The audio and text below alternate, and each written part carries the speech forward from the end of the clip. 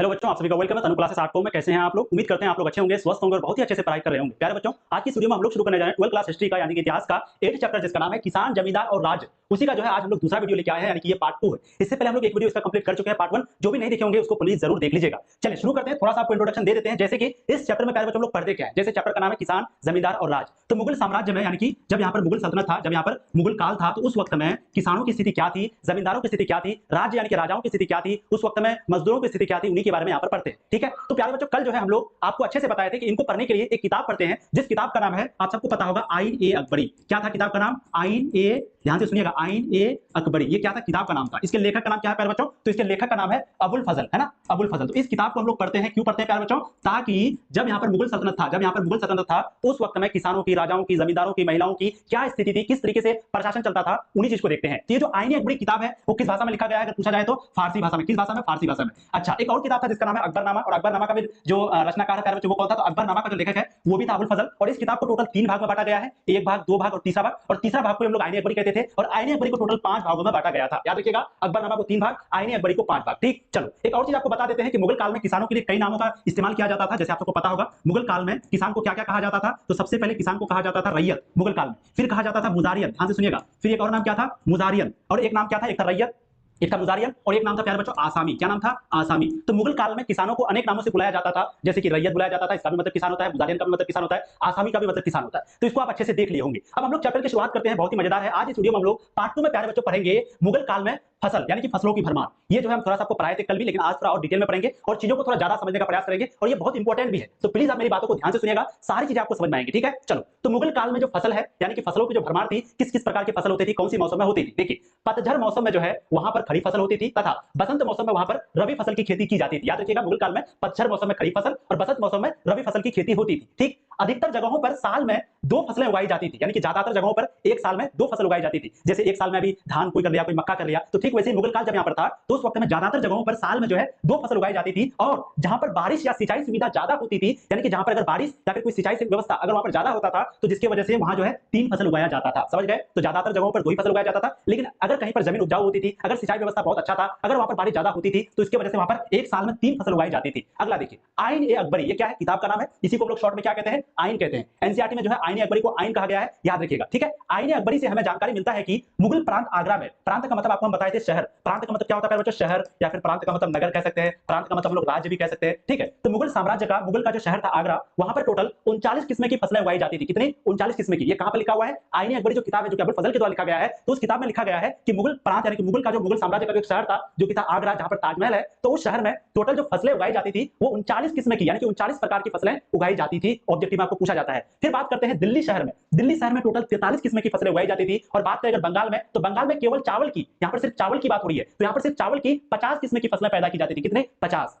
समझ में आ गया आपको? यानी कि चावल का कई प्रकार का किस्म होता है ना, राजमा चावल, बहुत तरह की चावल होती है, चावल का कई प्रकार होता है, कोई सस्ता होता है, कोई बहुत महंगा होता है। तो यहाँ पर बंगाल की बात हो रही है कि बंगाल में जो है केवल चावल की 50 प्रकार की फसलें पैदा की जाती थी, या 50 प्रकार की फसलें होती थी। तो याद रखिएगा, आगरा शहर में आपका 39 किस्म, दिल्ली शहर में 43 किस्म। उनके बाद बात करेंगे बंगाल में, तो वहां पर चावल की टोटल 50 प्रकार की जो फसलें हैं वो उगाई जाती थी। अगला है, मध्यकालीन भारत में खेती केवल जीवन यापन करने के लिए की जाती थी। यानी कि लोग जो है मध्यकालीन, मध्यकालीन का मतलब जब यहाँ पर कौन थे? मुगल कालीन थे। जब यहाँ पर मुगल साम्राज्य था, तो उस वक्त में जो लोग खेती बाड़ी करते थे वो सिर्फ इसलिए करते थे ताकि उनका जो है जीवन यापन हो, जिंदगी सही से गुजर बसर जाए, जिंदगी गुजर जाए, जिंदगी कट जाए। ठीक है, तो मध्यकालीन भारत में खेती जो है वो केवल जीवन यापन करने के लिए की जाती थी। सर्वोत्तम फसलें को वहां पर जिन्स ए कामिल कहा जाता था।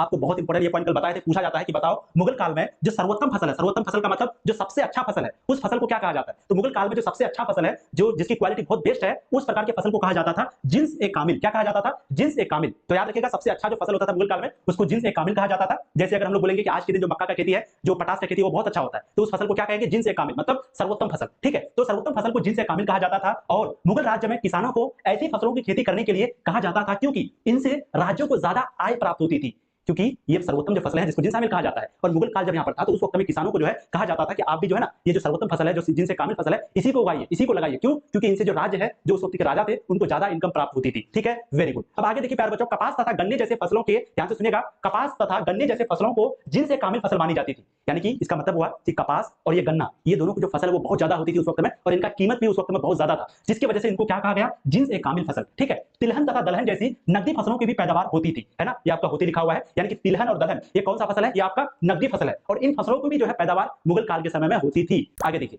17वीं शताब्दी में दुनिया के अलग-अलग जगहों से कई नई फसलों भारत लाई गई, यानी कि 17वीं शताब्दी में दुनिया के अलग-अलग जगहों से, दुनिया के कई सारे जगह से अलग-अलग प्रकार की फसल जो है वो भारत में लाई गई। जैसे अगर बात करेंगे मक्का की, तो मक्का जो है वो भारत में लाई गई है अफ्रीका तथा स्पेन के रास्ते। मक्का जो है वो पहले भारत में नहीं उगाई जाती थी, है ना? मक्का कहां कब लाई गई है? लगभग 17वीं शताब्दी में। और किसके रास्ते? ये अफ्रीका तथा स्पेन के रास्ते से लाई गई है, अमेरिका से, ये मक्का को, ठीक है? उनके बाद आलू, टमाटर, मिर्च जैसी सब्जियां हो गया, पपीता, अनानास जैसे फल हो गया, इनको भी जो है नई दुनिया से लाया गया है। नई दुनिया का मतलब हुआ कि बाहरी दुनिया से लाया गया है, ठीक है? अलग-अलग जगह से लाया गया है। तो याद रखिएगा, ये मक्का जो फसल है वो किधर से लाया गया है? अफ्रीका तथा स्पेन के रास्ते से, अमेरिका से लाया गया है। और आलू, टमाटर जैसी सब्जियां हो गया, पपीता, अनानास जैसे फल हो गए, ये सभी जो है प्यारे बच्चों नई दुनिया से लाया गया है। तो ये बहुत इंपॉर्टेंट चीज है। सर्वोत्तम फसलें को हम लोग जिन्स ए कामिल कहते हैं। सर्वोत्तम फसल यानी कि सबसे अच्छा फसल को क्या कहते हैं? जिन्स ए कामिल। चलो अब हम लोग दूसरा देखते हैं। दूसरा टॉपिक वो है तंबाकू का प्रसार। जितना आसान हो सकेगा, जितना लैंग्वेज आसान हो सकेगा, हम उतना आसान करेंगे आप लोगों के लिए। बस आप लोग ध्यान से सुनिएगा, ठीक है? देखिए, तंबाकू का प्रसार 17वीं सदी के शुरुआती वर्षों में यहाँ पर बात हो रही है कि क्या मुगल काल में तंबाकू था? अगर था तो उस तंबाकू से क्या-क्या प्रभाव पड़ा और तंबाकू कब आया, कौन लेके आया? 3-4 प्रश्न का आंसर यहाँ पर आपको मिलेगा, ध्यान से सुनिएगा। 17वीं सदी के शुरुआती वर्षों में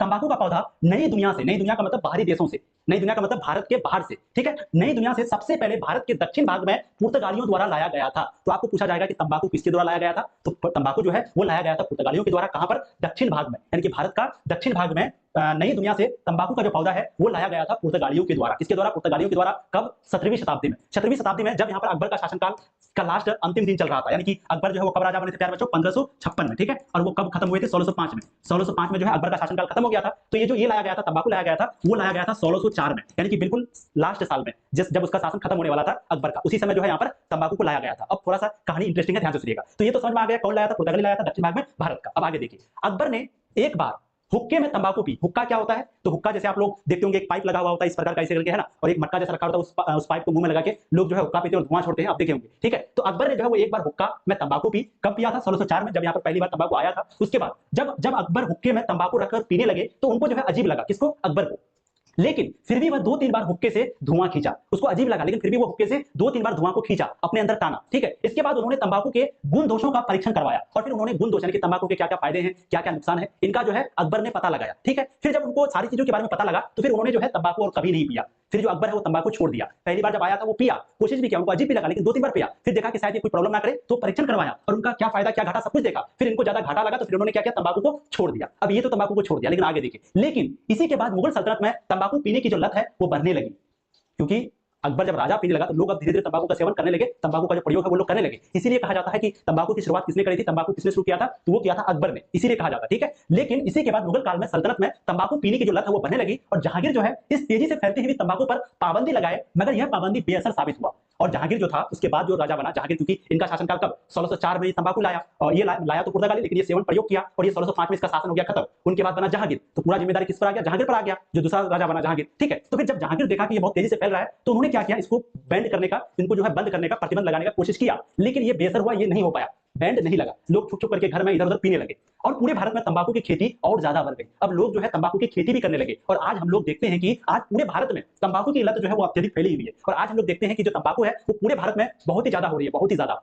लाखों की संख्या में लोग जो है तंबाकू सेवन करते हैं, जिस कारण मुंह का कैंसर जैसे जानलेवा रोग से वो ग्रसित होते हैं। यानी कि लाखों लोग हैं जो कि तंबाकू पीते हैं और तंबाकू की वजह से जानते हैं मुंह में क्या होता है? कैंसर होता है और इस तरह का जानलेवा जो है वो रोग उनको हो जाता है, उस तरह का जानलेवा बीमारी उनको हो जाता है। इसलिए हर वर्ष 31 मई को तंबाकू सेवन निषेध दिवस मनाया जाता है, यानी कि 31 मई को एक दिवस मनाया जाता है, एक डे मनाया जाता है। वो कौन सा दिवस है? तंबाकू सेवन निषेध दिवस, यानी कि तंबाकू का प्रयोग ना करें, तंबाकू सेवन निषेध दिवस। ये कब मनाया जाता है? 31 मई को, ताकि लोग कम से कम तंबाकू का प्रयोग करें और लोग जागरूक हो, ठीक है प्यारे बच्चों? तो ये था, शुरू किसने किया था? अकबर ने किया था। कैसे किया? स्टोरी समझ गए। और बंद किसने किया? जहांगीर ने, लेकिन बंद नहीं हुआ। अब क्वेश्चन पूछा जाएगा, सबसे पहले पहला क्वेश्चन पूछा जाता है ये, आईने अकबरी जो आपका पुस्तक था, आईने अकबरी जो किताब था,